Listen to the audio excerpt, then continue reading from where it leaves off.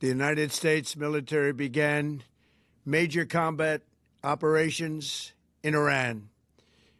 Our objective is to defend the American people by eliminating imminent threats from the Iranian regime, a vicious group of very hard, terrible people.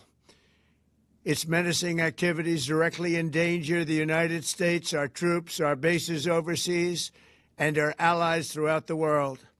For 47 years, the Iranian regime has chanted death to America and waged an unending campaign of bloodshed and mass murder, targeting the United States, our troops, and the innocent people in many, many countries. Among the regime's very first acts was to back a violent takeover of the U.S. Embassy in Tehran, holding dozens of American hostages for 444 days. In 1983, Iran's proxies carried out the Marine barracks bombing in Beirut that killed 241 American military personnel. In 2000, they knew and were probably involved with the attack on the USS Cole. Many died. Iranian forces killed and maimed hundreds of American service members in Iraq. The regime's proxies have continued to launch countless attacks against American forces stationed in the Middle East in recent years, as well as U.S. naval and commercial vessels in international shipping lanes. It's been mass terror, and we're not going to put up with it any longer. From Lebanon to Yemen and Syria to Iraq, the regime has armed, trained, and funded terrorist militias that have soaked the earth with blood and guts. And it was Iran's proxy, Hamas, that launched the monstrous October 7th attacks on Israel, slaughtering more than 1,000 innocent people, including 46 Americans, while taking 12 of our citizens hostage. It was brutal, something like the world has never seen before.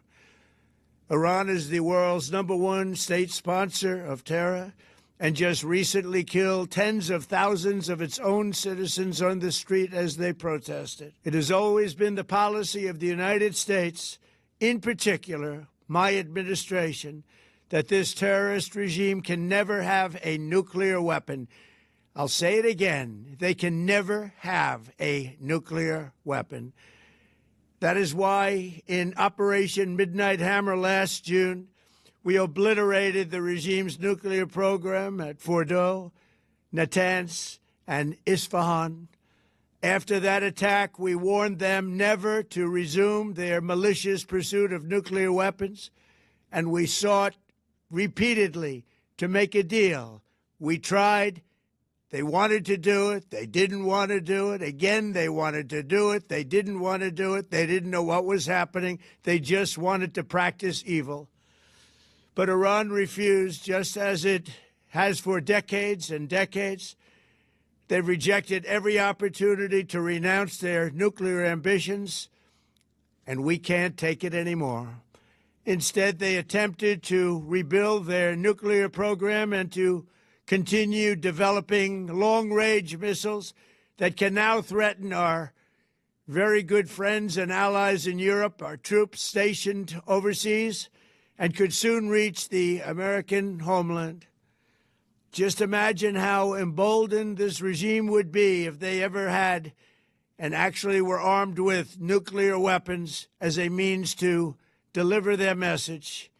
For these reasons, the United States military is undertaking a massive and ongoing operation to prevent this very wicked, radical dictatorship from threatening America and our core national security interests. We are going to destroy their missiles and raise their missile industry to the ground. It will be totally, again, obliterated. We're going to annihilate their Navy. We're going to ensure that the region's terrorist proxies can no longer destabilize the region or the world and attack our forces and no longer use their IEDs or roadside bombs, as they are sometimes called, to so gravely wound and kill thousands and thousands of people, including many Americans. And we will ensure that Iran does not obtain a nuclear weapon. It's a very simple strength and might of the United States Armed Forces. I built and rebuilt our military in my first administration, and there is no military on earth even close to its power, strength, or sophistication. My administration has taken every possible step to minimize the risk to U.S. personnel in the region. Even so, and I do not make this statement lightly, the Iranian regime seeks to kill. The lives of courageous American heroes may be lost, and we may have casualties. That often happens in war. But we're doing this not for now. We're doing this for the future, and it is a noble mission. We pray for every service member as they selflessly risk their lives to ensure that Americans and our children will never be threatened by a nuclear-armed Iran. We ask God to protect all of our heroes in harm's way, and we trust that, with his help, the men and women of the armed forces will prevail. We have the greatest in the world, and they will prevail. To the members of the Islamic Revolutionary Guard, the armed forces, and all of the police, I say tonight that you must lay down your weapons and have complete immunity, or, in the alternative, face certain death. So, lay down your arms. You will be treated fairly with total immunity, or you will face certain death. Finally, to the great, proud people of Iran, I say tonight that the hour of your freedom is at hand. Stay sheltered. Don't leave your home. It's very dangerous outside. Bombs will be dropping everywhere. When we are finished, take over your government. It will be yours to take. This will be probably your only chance for generations. For many years, you have asked for America's help, but you never got it. No president was willing to do what I am willing to do tonight. Now you have a president who is giving you what you want.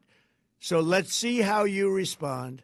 America is backing you with overwhelming strength and devastating force.